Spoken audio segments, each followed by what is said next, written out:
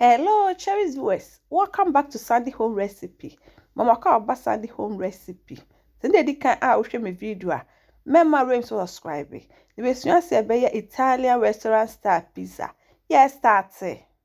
1 kilogram all-purpose flour. 250 gram Levito Madre, that's sourdough starter. With 700 gram warm water the egg.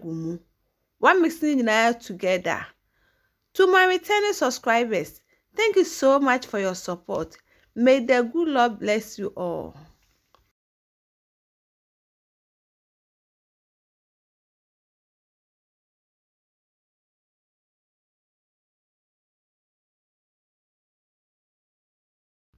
Mix it now with the 40 gram extra virgin oil. Aye, ana ubetime use olive oil.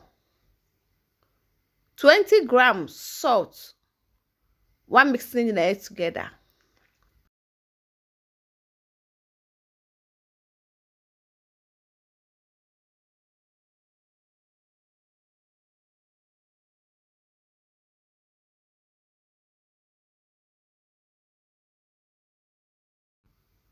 Now they are cut to working surface. No one needing a kakra. But say with the flour a good working surface no swansa.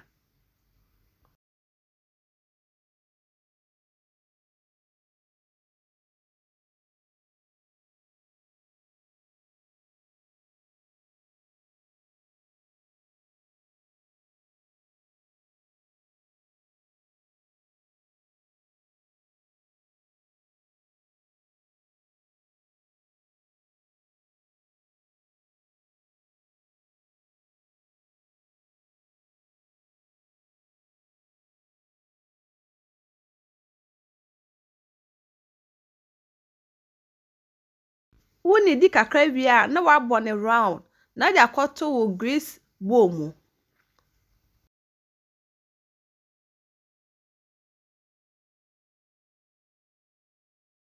We just work for 2 hours and stand here then ya to aso.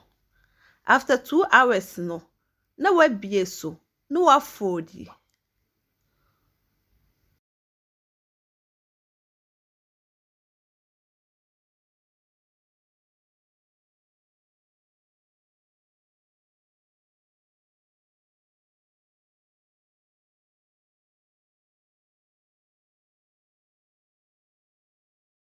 What for the first one we no wa say there akata so for 30 minutes. After 30 minutes no, na we yi, na wa sa foodi. Say na we first one no, sounds na be second one no so.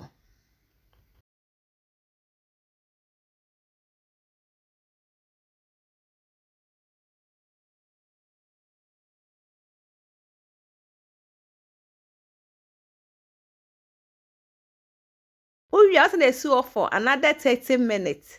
Then no so why then? What food? Say na we second one, sounds na be third one no so.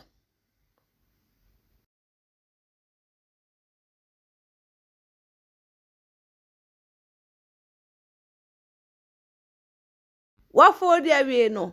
Now they are kose fridge mu ama there then action. Ade action pe na we you see for 10 minutes.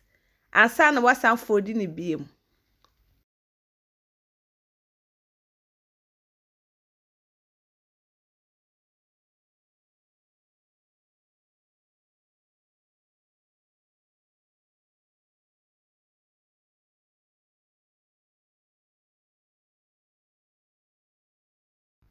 What for there we no? Now they see for 2 hours. Ansa na then ya to aso. Odi onion oil begu saucepan esi jasum. Edo a na wachi mo. Wachi mu kakra we pe na wo de wo tomato sauce ana tomato puree egu mu. Udi nso kakra ye de aka ho. No wa mixing na together. Babeje si so question ma ye de ebebin. By time bia wo ho na wa check ye de ahwe. Na eja no so wa lo ni kakra. Aka kama na the salt egum. Oregano aka ho. Black pepper. One mixing it together. Now I cause one nesi so kakra. I am ready. Now I train now the see in channel. No I cause udo no. Say and also I am ready. no wako baking. But betimi baking a little at a time. But open so betimi baking at a time.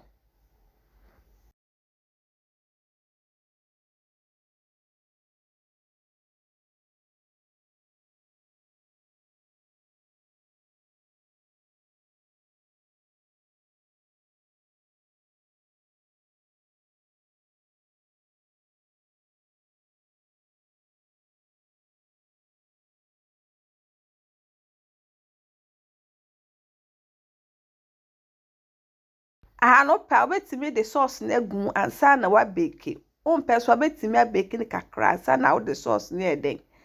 Egu me said no.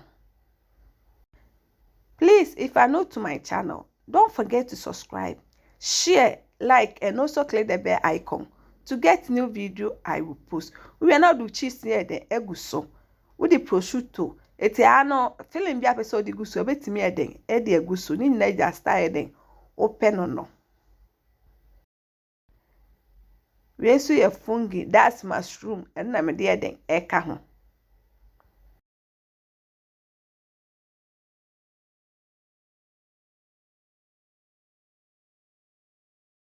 Abin na way no was serve. No de aka no so why say na we first one say na be de aka na customer de ebesa. But betimi use different flavors so. Me we na me taste and it tastes really nice. You will love it if you give it a try. Now this our Italian restaurant style pizza. Please like this video and subscribe to my channel. Thank you so much for watching.